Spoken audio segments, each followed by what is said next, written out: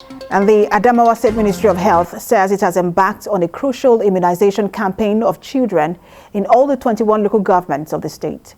The Commissioner for Health dismissed a report of a new circulating vaccine-derived poliovirus in the state. He insists there is no polio in the state, as speculated by a section of the media. Correspondent Wolabi Adenusi filed in this report.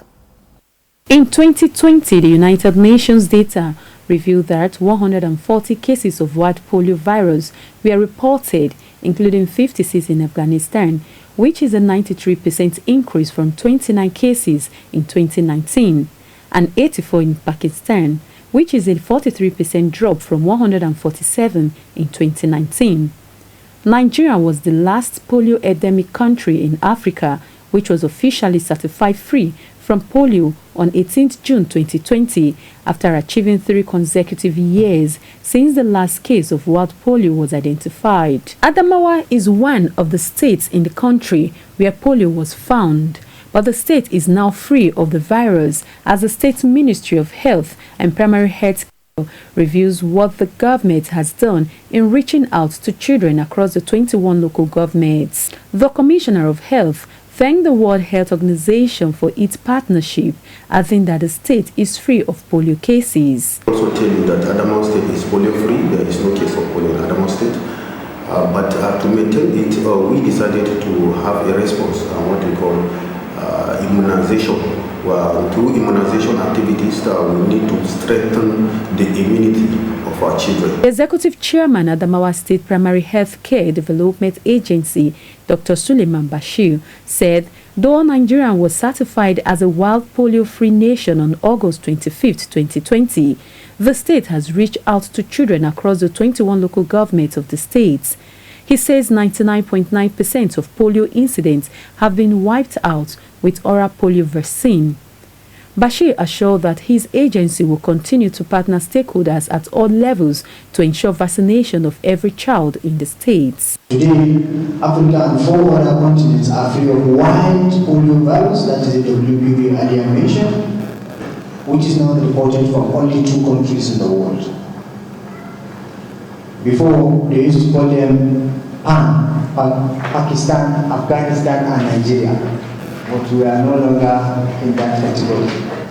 WHO official Dr. Sima Omoleke, who confirmed that Nigeria was certified free of what polio virus, calls for a collective action by government at all levels and health development partners. As Nigeria has been challenged with the COVID pandemic, which disrupted essential services, including routine immunization and mass immunization exercise, such as health experts believe both government and individuals have to work to achieve a comprehensive immunization of children, since the country has been declared polio-free by the World Health Organizations. Executive Chairman of Primary Healthcare Development Agency in Adamawa State, Dr. Suleiman Bashir, joins me on the news at 1. Good to have you join us. Hello, good afternoon. Good afternoon, yes. So some days ago, a statement was credited to you saying that Adamawa has recorded 4 cases of the vaccine-derived polio, 1 of them in Gombe and 3 in Yola South. Talk to us, because the Commissioner for Health seems to be speaking differently. Clarify for us exactly what's going on in Adamawa in terms of the vaccine-derived polio. Okay, thank you very much, viewers. I think the clarity of the message is obvious. The position of the ministry, the agency, the government, WHO. Nigeria is polio-free. We are free of wild polio virus. We have been able to be certified. The last time we got such case in Adamawa was over 10 years ago. Now, what was happening is we got a circulating vaccine-derived polio virus that we see is a mutation of the virus that we use commonly in the vaccine that occurs in people who are not immunized, particularly with the success of the military operation in the northeast. Most of the people are now liberated, they are moving out, but they've been denied access to routine healthcare services over a very long time. And even the 4 cases that we recorded in Adamawa, they were linked to migrants following, they came from one of the security liberated areas in a neighboring state.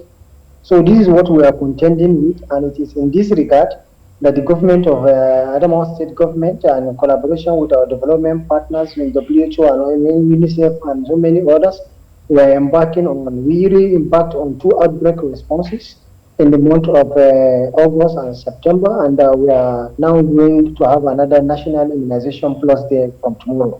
So it's all in a bid to sustain the gains that we have achieved over the years, to maintain our position that Adamawa, Nigeria will not have any case of wild polio virus, and that is what we are building on.